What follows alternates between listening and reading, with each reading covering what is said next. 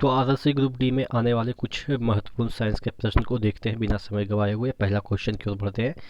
पहला क्वेश्चन है naturally occurring isotopes of carbon. Carbon के कितने नेचुरली ऑकरिंग आइसोटोप्स हैं, यानी कि प्राकृतिक में कितने समरूप है वो एग्जिस्ट करते हैं कार्बन के। कहने का मतलब ये है, तो 3 कार्बन के ऐसे आइसोटोप है या समरूप हैं जो कि प्राकृतिक में निवास करते हैं। आप इस तरह से हिंदी समझिए। तो कार्बन 12, कार्बन 13, कार्बन 14, ये जो तीनों हैं वो प्राकृतिक में एग्जिस्ट करते हैं।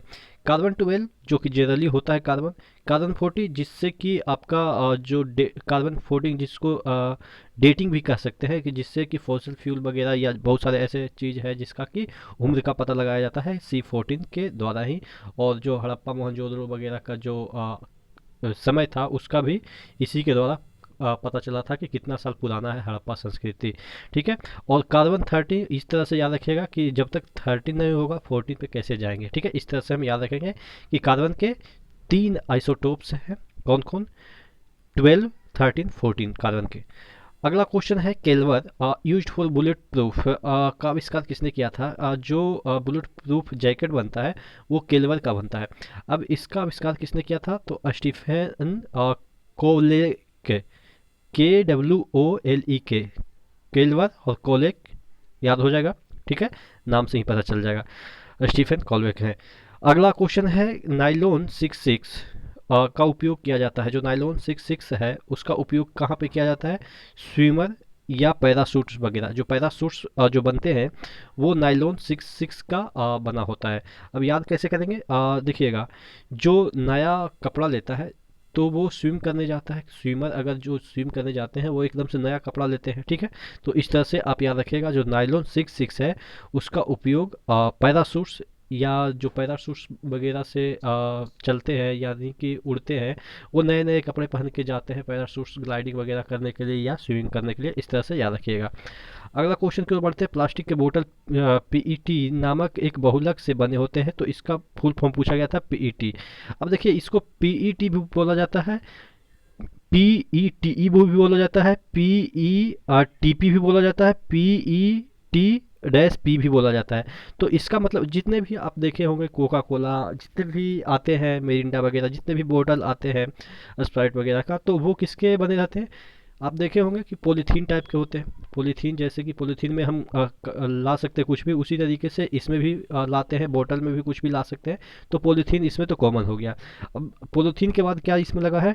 टेरी पैथेलेट। ठीक है, टेरी पैथेलेट, यानी कि तेरे लिए मतलब कि बोतल लाए हैं, दारू मंगाए हैं या जो भी चखना लाए हैं। इस तरह से याद कर सकते हैं कि जो बोतल आता है वो तेरे लिए ही तो लाते हैं। पार्टी वगैरह में क्या कहते हैं? तेरे लिए ही लाए हैं। ठीक है, पॉलीथीन तो कॉमन समझ में आएगा। टेरी पैथेलेट को इस तरह से याद रखेंगे कि जब भी बोतल वगैरह लाते हैं तो कहते हैं कि तेरे लिए लाए हैं। ठीक है, इस तरह से इसको याद रखिएगा। गैस्ट्रे जो सेल है, यहाँ पे देखिएगा GA नहीं है, GUST है। गैस्टेरी जो सेल है वो किसको संदर्भित करता है? यानी कि इस सेल से आप टेस्ट का पता लगाते हैं, ना कि स्मेल का, ना कि टच का। नन ऑफ दिस तो होगा ही नहीं।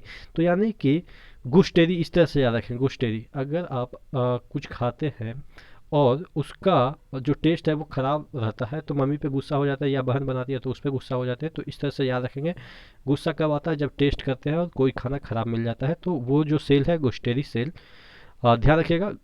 तो वो टेस्ट के लिए यूज होता है। UNDP यानी कि यूनाइटेड नेशन डेवलपमेंट प्रोग्राम का जो गठन है वो कब हुआ था? और यही आपके ह्यूमन डेवलपमेंट इंडेक्स प्रकाशित करता है। तो UNDP की बात करें तो ये 1965 में गठन हुआ था। याद कैसे करेंगे? देखिएगा, डेवलपमेंट की बात कर रहा है, यानी कि डेवलपमेंट मतलब आप समझ रहे होंगे। तो एक गांव में भाषा हम लोग बोलते हैं कि एकदम से 65 रह गए हो क्या? 65 मतलब कि बेवकूफ़ रह गए हो क्या? जो बेवकूफ़ होते हैं उनको हम लोग 65 बोलते हैं। तो यानी कि अगर वो 65 रह जाएंगे तो उनका डेवलपमेंट नहीं होगा। इस तरह से याद रखें कि डेवलपमेंट के लिए उस 65 को 66 करना पड़ेगा, इस तरह से। अगला क्वेश्चन की ओर बढ़ते हैं। इंदिरा गांधी परमाणु अनुसंधान केंद्र कहाँ पे है? अगर हम बात करें इंदिरा गांधी परमाणु अनुसंधान केंद्र, तो Indira Gandhi centre for atomic research कहाँ पे है? तमिलनाडु में है। याद कैसे करेंगे? देखिएगा, इनके जो बेटा रहे राजीव गांधी, तमिलनाडु में इनको परमाणु बम से मार दिया। हालांकि परमाणु बम नहीं, लेकिन छोटे मोटे बम तो इस तरह से भी याद रख सकते हैं कि बम से मार दिया। क्यों? क्योंकि इन्होंने वहाँ पे सेंटर खोल दिया था, इनकी माँ ने परमाणु बम का सेंटर खोल दिया था, इसलिए मतलब कि एक बेतुका तरीका से हम याद कर सकते हैं। अगला क्वेश्चन की ओर बढ़ते हैं। Tata institute of fundamental research के प्रथम डायरेक्टर कौन थे? तो ये होमी जहांगीर भाभा थे। 1945 में ये Tata institute of fundamental research की स्थापना हुई थी।